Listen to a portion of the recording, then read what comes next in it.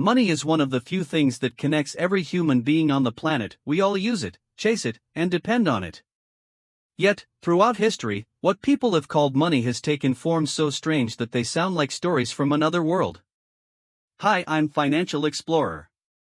Today, we're diving into the most bizarre, creative, and downright unbelievable money systems that humans have ever used. Imagine a tiny island in the middle of the Pacific Ocean, so small it's hard to even find on a map. This is Yap Island. And here, money was neither gold nor paper. Here, money was made of stone. The locals would bring massive limestone rocks from islands miles away and carefully carve them. They would drill a hole in the center and pass bamboo poles through it to carry the money, but the word carry was figurative. Some of these stones were 4 meters in diameter and weighed several tons. Moving one was almost like moving a house. But here's the most interesting part. These stones never actually needed to be moved. When someone made a payment to another person, the stone didn't physically change hands. Everyone in the village knew who owned which stone. It was like an early form of a blockchain. According to one story, a trader's stone fell into the sea and sank. Yet the villagers continued to consider it valuable, saying, "That stone is still there, it sank, but it exists." Even an invisible stone was valid as money. This shows that humanity believes in trust, not just money. Sometimes, wealth isn't about what you carry in your pocket. It's about society saying, "Yes, this belongs to you." Around 600 BCE. Ancient China was bustling with trade routes. We are right in the middle of the Bronze Age. Merchants traveled from city to city, but what we now call money wasn't standardized yet. At that time, the Chinese decided to cast bronze into small knife and spade shapes to use as money. Yes, money literally looked like a cutting tool. They would engrave the rulers' seals, city names, and trade symbols onto them. Some were so detailed that they are displayed in museums today. But some of these knives were genuinely sharp. Imagine reaching into someone's pocket at a market and getting cut by their money. Quite dangerous, yet natural for the people back then. Because in those times, trust and symbolism mattered more than convenience. These knives were the main tool of trade during a period when China had different regional monetary systems. Interestingly, they were not just a medium of exchange but also a symbol of social status. The more ornate and detailed your knife, the wealthier you were. So money didn't always have to be practical. What mattered most was the belief and authority behind it. Today, salt is just an ordinary spice on our tables. But once upon a time, it was the most valuable substance in the world. In the deserts of Africa, caravans traveled for miles. Not for gold, but for salt.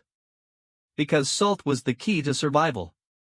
It was the only way to preserve food. A merchant without salt would see his goods spoil within days. That's why salt was called white gold. Roman soldiers were sometimes paid with salt. This is why the English word salary comes from the Latin salarium, meaning salt payment. In the Middle Ages, salt blocks in Timbuktu were traded for gold. Losing a piece of salt meant losing a fortune. People carried massive blocks of salt to the markets and stored them carefully.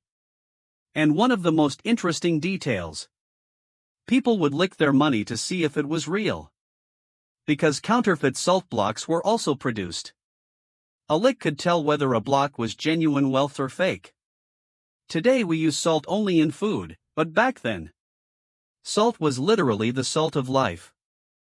Now let's turn our route to Central America, to the ancient Aztec Empire. Here, money wasn't metal or stone, it was something sweet-smelling: cacao beans. Yes, the Aztecs used cacao beans, the raw material of chocolate, as currency. Buying a turkey cost 200 beans, buying a tomato just a few. In short, the economy was built on chocolate. But of course, people soon found ways to cheat the system. Some fraudsters started filling empty cacao shells with dirt to make counterfeit money.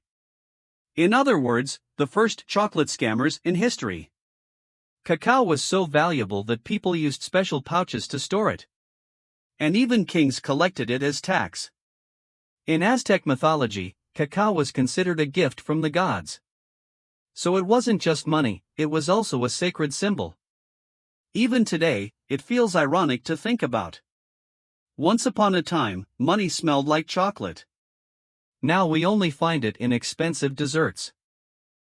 During World War II, in concentration camps and military zones, a brand new form of currency emerged, the cigarette economy. Inside the camp, nationality, rank, or language didn't matter. Everyone knew that cigarettes were a unit of value. 1 cigarette could buy a loaf of bread. 10 cigarettes could get you a can of food.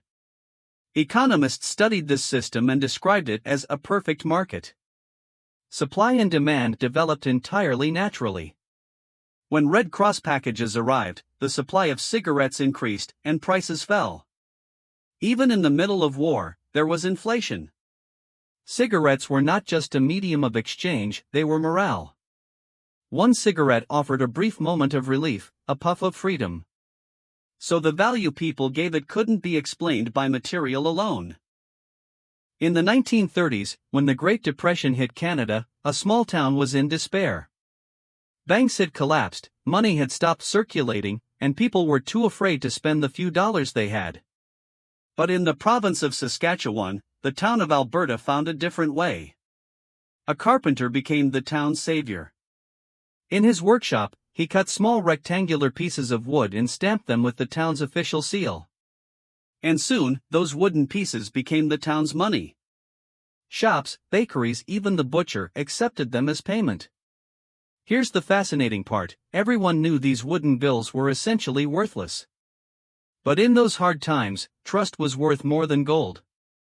Eventually, even the Bank of Canada took notice and approved the system. The wooden money only circulated for a few years, but it saved the town's economy. Today, those wooden bills are displayed in museums, reminding us that money, at its core, is nothing more than a shared belief. In the middle of the Pacific Ocean lies a tiny island nation called Palau, where the sound of money didn't come from gold, but from the sea. For centuries, the island's people used seashells as currency. But not just any shell, only the rare, beautiful, and uniquely shaped ones were considered valuable. The worth of a shell wasn't measured only by its beauty, but by its story. Who owned it, where it was found, and from which island it came. A single shell could represent a fortune or simply a token of friendship. Palau's shell economy was so well organized that even dowries in marriages were paid with shells.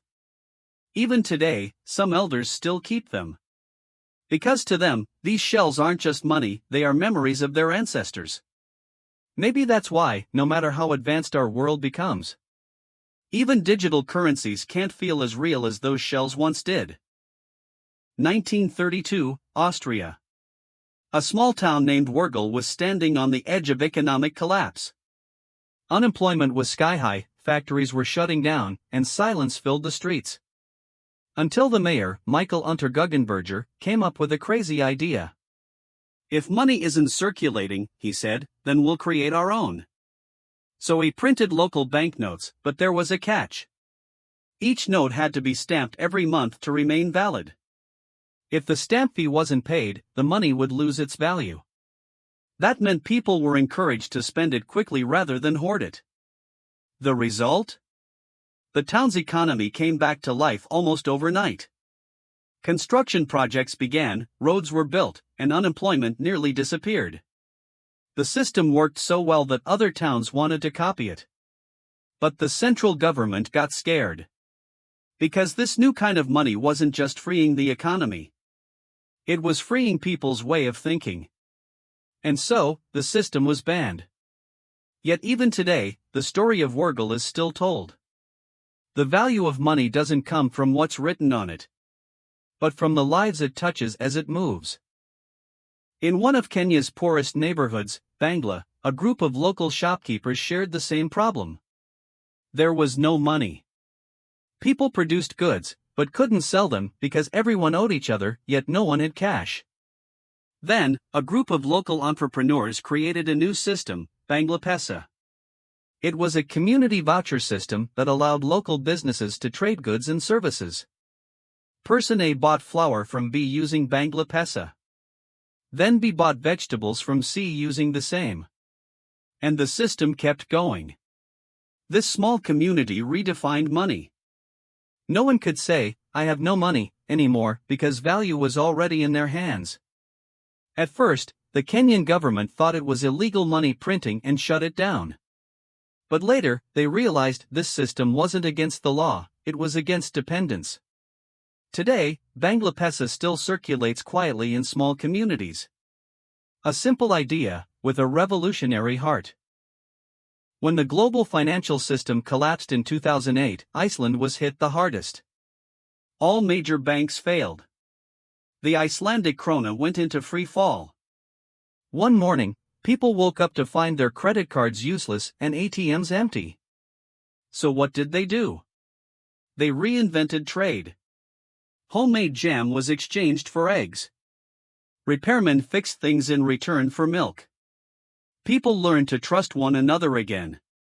For a while, Iceland looked less like a modern nation and more like an ancient village. But the crisis revealed something profound.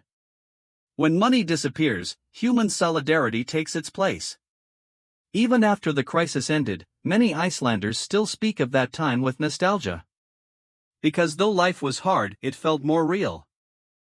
And here we arrive at the most controversial and perhaps the most fascinating money of the modern age, Bitcoin. In 2008, a mysterious figure named Satoshi Nakamoto published a paper. Inside it was one radical idea. Let money belong to no one, let everyone run the system together. For the first time, Bitcoin created a decentralized currency.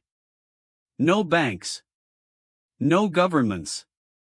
Everything recorded on a public ledger called the blockchain, visible to everyone. At first, nobody took it seriously.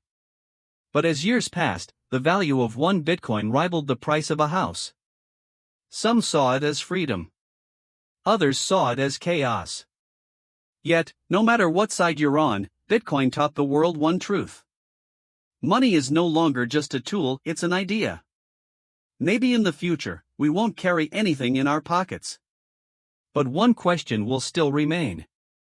What is value really built on? And that's a glimpse into the strange and fascinating ways money has taken shape throughout human history. From stones to cacao beans, from salt to cigarettes, value has never been just about the object itself. True value lies in trust, belief, and the acknowledgement given by society. So, which of these unusual forms of money is your favorite? Share your thoughts in the comments, we'd love to hear your take. And if you want to explore more of these extraordinary money stories, don't forget to subscribe to the channel and hit the notification bell. See you in the next video, as we continue our journey through the magical world of money.